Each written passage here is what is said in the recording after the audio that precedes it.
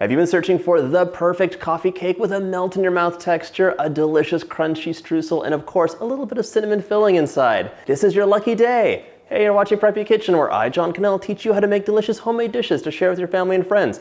This cake is going to be ready in 2 shakes of a lamb's tail, so let's get started.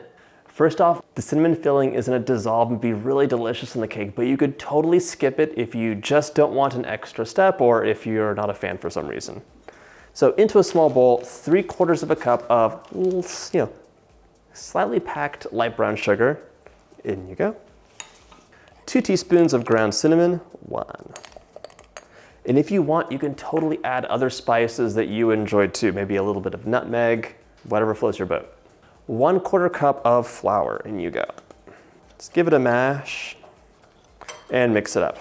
If you opened up your brown sugar and it is rock hard, don't worry, all you have to do is either put it in a plastic bag or a glass bowl, add a wet paper towel on top and microwave it for like a minute. And then just give it a chance to kind of like breathe and come back to life, and it'll be delicious. It's no fun when you open the pantry ready to make something and your sugar is just like a giant rock. It's not cool. Okay, just broke up a couple little lumps. This is ready to set aside now, and we're gonna do the streusel next. For your streusel top, you have a couple options. I'm gonna do the method where I mix it up with my little fingers, but you can just use melted butter too. It's really whichever you prefer. Into a medium bowl, 2/3 of a cup of lightly packed light brown sugar. You could totally use dark brown sugar for this, by the way, if you wanted. 1/4 teaspoon of salt, 2 teaspoons of cinnamon again. Coffee cake that's good is so good. It's like moist, it melts in your mouth, that really nice crunchy top. But like sad coffee cake is just so sad. You shouldn't have to live through those things. And 1 cup of all-purpose flour, in you go. Let's give this a little bit of a mash and mix. And now it's the fun part. I have 8 tablespoons, 1/2 of a cup, 113 grams of unsalted butter. It could be like a little bit cold, it could be room temperature, it doesn't really matter. Just cut it up into small pieces to give it a head start and dump it in. Okay, now you're gonna use your clean fingers to just move things around in here. Just like you're making a pastry dough by hand, you're gonna start mixing it up, mashing it up. There you go. You're gonna end up with a crumbly mixture. I actually really enjoy this part. Use both hands and just mush it up. Mush, mush, mush. Some people think the streusel is the best part of a coffee cake. For me, it's that perfect, like moist, melt in your mouth cake, but you have to have a streusel topping. It just isn't the same without it. And you can see right now, it's becoming a crumbly mixture. You just wanna like get that butter worked in nicely. And you can squeeze it into a giant clump if you want, like mega clump, and then just break it apart too. It smells amazing, by the way, I can't tell you. 1 last big clump and press, and then just break it apart. That is ready to be crumbled on top at the very end. Set this aside, wash your hands, and let's get these dry ingredients sorted. I'm adding 2¼ cups of all-purpose flour into a bowl that is over a scale but under a sifter. That's 270 grams if you're counting. To that, I'll be adding 1/4 cup of cornstarch. This will give you a nice, tender, delicious cake. If you don't have cornstarch, you can totally use 2½ cups of cake flour. That is gonna work as well. 3/4 of a teaspoon of salt, in you go. And now I'm adding 2½ teaspoons of baking powder.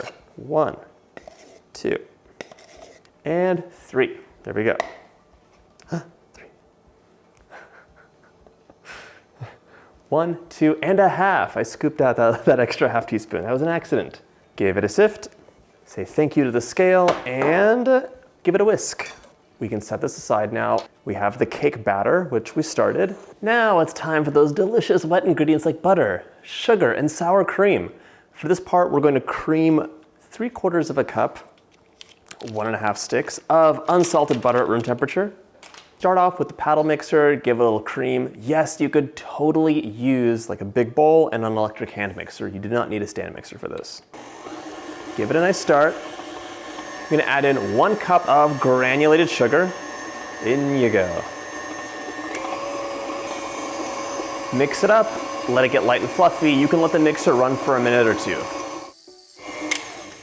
Now we're gonna plop in half a cup or 100 grams of light brown sugar. Keep mixing. Whenever you're mixing butter, sugar, wet ingredients, make sure to scrape the bowl down. It makes a huge difference. I feel like I harp on this, but it's so important. It can really mess up your recipes if you don't. You'll have one cake layer that's perfect and one that looks crazy because the ingredients weren't mixed properly. So I'm scraping the bowl down. We're gonna mix it up just one more minute. Okay, time for 3 eggs, one at a time.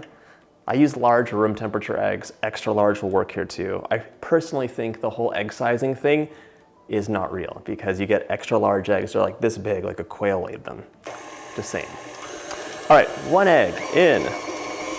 Let it mix up. Add the next egg. And the last one too. While that's mixing together, 2 teaspoons or 10 milliliters of a nice vanilla. Our last wet ingredient is 1 full cup of sour cream. Amazing. It's gonna give you a little bit of tang and a bit of moisture. If you can't get your hands on this, you can totally use plain yogurt instead. Let that mix up. And yes, you should scrape that bowl down one last time. Last but not least, we're gonna combine the wet and the dry together. You can just scoot that on in there carefully. Mix it until it's almost combined, and we're gonna finish it off by hand. I was actually talking to someone yesterday and she mentioned that she baked these delicious muffins or like some banana bread or something, and it shrunk down afterwards. It's because she over mixed it. It went mix, mix, mix, mix, mix, gluten developed, yanked it back after the bake. So it looked perfect right out of the oven, but then it shrank down and became dense. You do not wanna over mix cakes and quick breads. Yeasted breads are a totally different story though. That's where kneading comes in.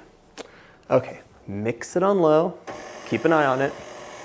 Totally not finished. We're gonna finish it with the spatula and scrape that bowl down. You're gonna see this batter is a little bit thicker than you might be used to. Don't panic, it's okay. It'll all work out. It's supposed to be that way.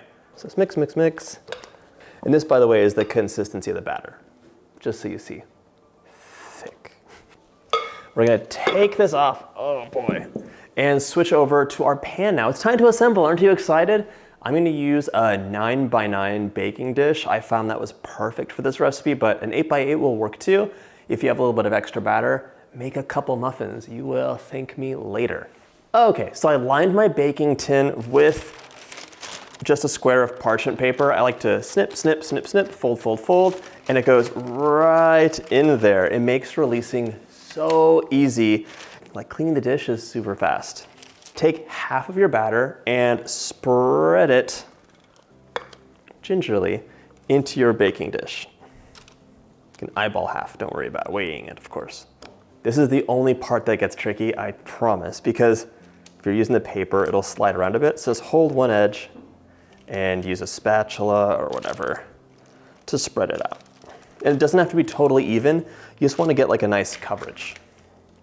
This recipe makes just enough batter for a 9x9 dish, in my opinion, so don't go crazy eating raw cake batter. We don't have extras. So my twins, Lachlan and George, are about to turn 3 tomorrow. I'm making this at night, the evening before their birthday, and Lachlan requested a chocolate cake, but George asked for a muffin cake. Did a little research, I'd never heard of a muffin cake before, but I thought, you know what? A streusel-topped coffee cake will be like the most amazing muffin he's ever had. I'm gonna stick some candles on it. It'll be amazing. Okay, mostly covered on the bottom. Now we're gonna add our delicious cinnamon filling. This is gonna be so good. I recipe tested this, of course. I felt like the cinnamon filling was definitely a must-have. So just liberally spread it over. You can get it into the edges and whatever else. And you could even, I'm gonna save a little bit actually. Save a little bit and spread it out on top, underneath the streusel. Okay, get the rest of your cake batter and just transfer it over. This isn't tricky per se, but just follow this step. Start in the middle and work your way out, because there's this kind of like sandy cinnamon layer in between. It will melt after baking, but right now it'll just kind of like lift up the top layer if you pull it apart. When you make this recipe, it'll all make sense. Wait, since I told you the story about George and his birthday cake, I have to tell you, I made a swap out for this. So at the end of the video, we're gonna move to a swap out. I'm not gonna eat his birthday cake. I would not do that to him. It's one I made for photography. Okay, if you're like me, you'll need to give your hands a quick wash before you move on to the final step. So wash, wash, wash. The final step, this delicious streusel top. Oh my gosh. I would eat this just like this. Liberally sprinkle it on, just throw it on top of there. And let me tell you, if you get streusel into the corner, like if it goes all the way down, like up the side, it's like a crunchy, crispy, amazing treat. It's so good. I normally like cakes that have like a super soft, melt in your mouth texture, but with a coffee cake like this, I love the contrast of the streusel topping, the crunchy edges, and the middle where it's just like, ah, amazing. Okay, let's get in any gaps you might have missed. There. Gosh, this looks amazing. This is gonna go into the oven at 350. And let me tell you something before you put it in there. Some people's ovens run hot, some people's run cold. I have a theory that electric ovens heat totally different from a gas oven. So, you know your oven, you're gonna bake this for around 50 minutes, maybe a little bit less, maybe a little bit more, like plus or minus 5 or so minutes. But just check the center with a skewer. It should come out pretty clean. It shouldn't like sink at all when you touch it. Springy to the touch. Okay, in you go, middle rack. As promised, my swap out is ready. So let's have a bite. But before we do, if you like this recipe, check out my cake playlist. Tons of cakes that you are bound to enjoy. Now it's time for a bite. Ooh, that topping, so crunchy. That right there is a perfect coffee cake. Let me just tell you, I really hope you get to make this recipe. And if you like this recipe, hit that like button and subscribe, and I'll see you in the next video.